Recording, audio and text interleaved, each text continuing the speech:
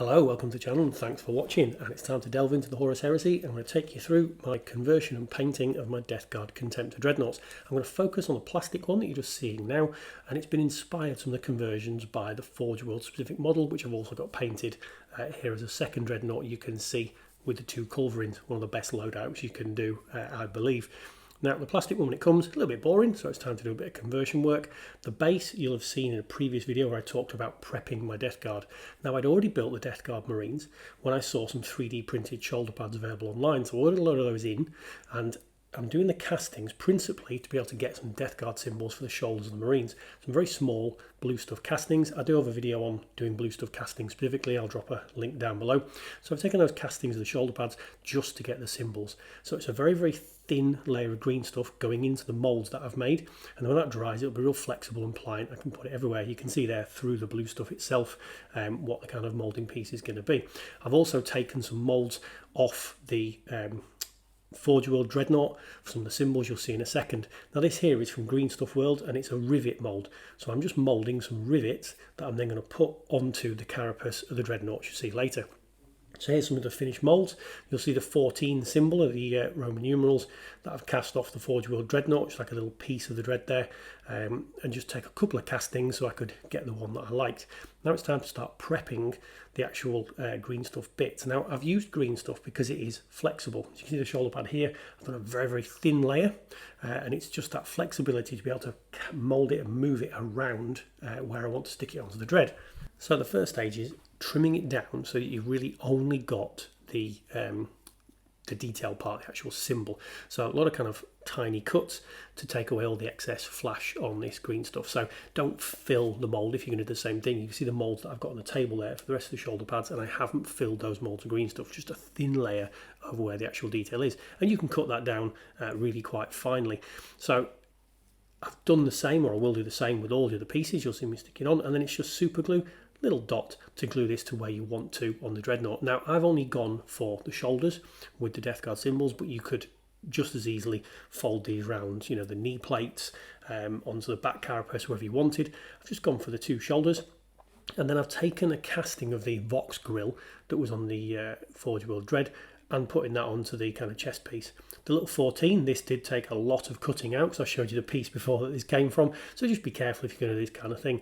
Now one thing I probably did a little bit too much of, I put a little bit too much super glue when gluing it down, and that did leave some unusual detail kind of around this piece. It's one of those things, learn from experience. If I was doing it again, I'd probably just use a cocktail stick or something to put a small amount of super glue onto this piece rather than getting a large amount. Now the rivets that came out, I did only make a few. Obviously you can go to town on making lots and lots, but medium-sized rivets. And I've done the reverse on the Dreadnought carapace that you'll see on the Forge World one. On the Forge World one, the 14 is on the left side from the Dreadnought perspective, and the rivets are on the right. So I wanted to do just inspired by it, but not exactly the same. So I got these rivets and I put them onto the left of the Dreadnought carapace. You can see here using just a pair of tweezers to get them on. And again, I'd say the same thing. I probably put a little bit too much super glue. So when it came to the painting side, it kind of looks like the paint's a little bit blistered around that rivet, which isn't a problem because it's Death Guard. But if you wanted it a bit cleaner, use a bit less super glue. So you can see here, that's the conversion effectively done. You can see all the green stuff parts I've put on there. I think I'm quite happy with the amount I've done on there. You could go to town and do more, but this is not wanting to be like a real venerable looking dreadnought like the Forge World one is. So a bit of battle damage. You know, you can't ever have Death Guard go to war without battle damage. And what I love about the Horus Heresy version of the Death Guard is that they go to war all pristine, and as the campaign goes on, they don't clean their armour, they don't fix any battle damage, and by the end of the campaign, they're looking battered and wrecked, which fits in really nicely to obviously the eventual fall into Nurgle. So I wanted to represent them kind of fairly into a campaign. That comes with painting. I've sprayed them black and I've sprayed them then a silver. It's not a lead belcher. I normally do lead belcher from workshop, but I'm just experimenting with undercoats with my airbrush, so it was just a very, very similar colour from Vallejo. I've done all the metallics first. The reason for that is if you mess up with the metallics, which is a Games Workshop retributor armour, it's quite hard to cover with the other paints. Then I'm doing rakarth flesh and then Death Guard green onto sections. And I am not covering every single area. I'm leaving gaps around the rivets where the metal's going to show. Any of the battle damaged areas, I'm leaving the metal showing. And it doesn't matter if you leave some of the metal showing on the flat sections, because we're wanting this to look battle damaged and worn. One of the principal reasons why I've done the black and then the silver undercoat to save some time there. So I've done the Death Guard green, and I've just picked the shoulder pad and a fist. You'll see the opposite that I've done on the Forge World model. And then I'm painting a stripe down the middle of the chest, just by eye, no real guides, coming down the middle of the chest, around some of the battle damage, again just to add some visual interest to the model. Now you could go to town here with all sorts of symbols and patterns and whatever. I want to keep it fairly basic but also fairly interesting. So after that, a little bit of colour detail into some of the cables, and I've just picked a blue using a fairly similar colour scheme actually to my 40k Death Guard, because what I want it to look like is that, you know, it's an evolution. So because I've used some blues, some reds, some yellows on the 40k Death Guard, I'm trying to echo the same thing. I'm not going to use them together, but it's just, you know, interesting. Now I've used yellow on the eyes again because I use yellow into the eyes of my 40k Death Guard, and I wanted it to look as though this could potentially be the same force that I use obviously in 40k. So yellow on there, some black on details. I've done some black piping around the back of the dreadnought, and I'm just using it onto the what look like these sort of energy coils that are leading into the las cannons. In terms of weapon fit, I went for las cannon and fist just because it looks visually different to what I've done in, you know, in the Forge World dreadnought, and it's just a cool weapon fit. Las cannons are always great, and a big power fist looks particularly good. I've fitted the heavy flamer into the power fist, so I'm just putting some red onto the flamer canister, and I also do a little bit of red on the sensor on the las cannon, and then into the rockets there using a smaller brush just to get the ends of the rockets with that kind of red on. And it matches again, like I said, the colour scheme of my 40k Death Guard.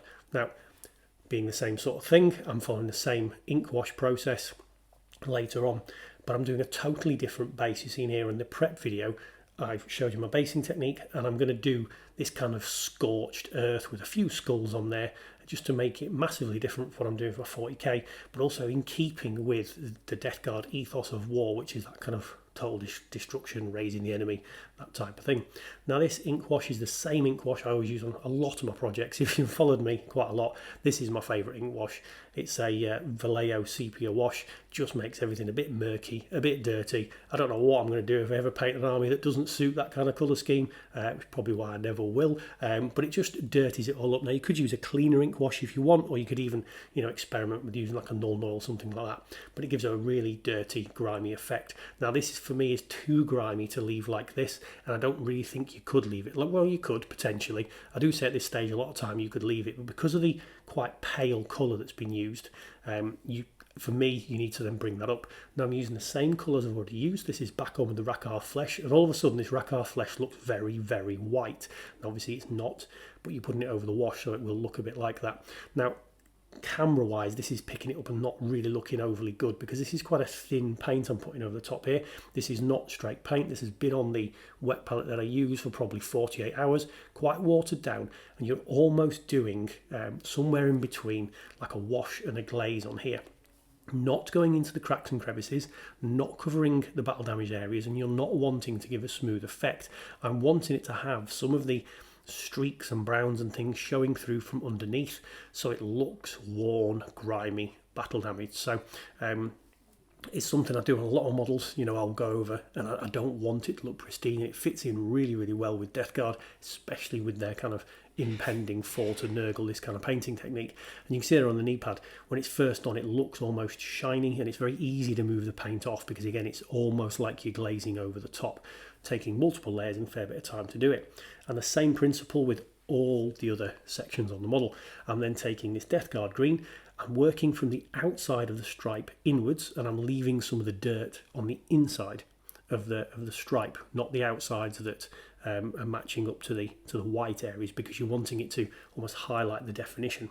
So same colours you've already used on all the sections. You can see me saying on the blue or whatever, and what it does, because you've put that base layer down, you've then done the ink wash, and you're then doing this stage, it looks like there's sort of 3, 4, 5 colours on the model when there isn't. There's just the colours you've taken as a very, very basic. Now I will do some highlight sections later, but we'll talk about it in a bit. Onto the basing, this is just a very, very simple beastie brown, but you can see how there's multiple brown tones showing through, and I'm just dry brushing it across there. Now I want to show you, in terms of dry brushing, sort of how long it takes and up to 3 speed. I'm going to show you the next highlight layer afterwards. So don't rush any of these stages because you want to build up slowly. You know, you don't want much paint on the brush. You take your time on this section. Now I'm highlighting this now, as you see the camera nearly fall over, with a bit of bleached bone, which is the same colour I've used on the skulls, but I'm bringing up the base with a little bit of bone colour. Now you can see I'm going all over the base areas multiple times. There is very little paint on this brush. It really is a super dry brush, and I'm just showing you the paper there just to show you how little paint I'm putting on. And it's always better to go across multiple times over every area of the base and just gradually build it up. So not too time consuming, it was 3 or 4 minutes to do the base, but just kind of showing you not putting much on at all. And I'd say the same thing when you're doing all of this second coat area. You know, don't put too much paint on, keep it fairly watery. You could always go back and put more paint on, but what you can't do is go back and take paint back off. So just a bit of a guide as to how we are painting it here. So plenty of dry brushing, and it brings the base up with that nice cracked kind of destroyed environment effect that I was going for. Now I'd painted the Forge World Dreadnought first, so just comparing the two, making sure I'd got the basing the same across both of them, because you don't want to obviously have them look radically different. So always want to do, if you're going to do a guide model, do the guide model first, and at least you know what you're aiming at. So now just doing some next final details onto the model itself. I'd done all the brass areas, but when I was doing the paint scheme and the wash, some of the brass areas have just been covered up. So just going back and making sure that they're all vibrant and all the nuts and bolts are kind of showing. And I'm taking my one highlight stage with the green and the sort of bone white colour, taking an Elysian green onto the Nurgle and just putting some very fine edge highlights on for extra pop of detail, and taking an off-white colour just to do a final highlight onto the white. So it's an off-white, it's not a white colour, and this looks even more white than the layers we've done, but I don't really ever want to paint pure white on.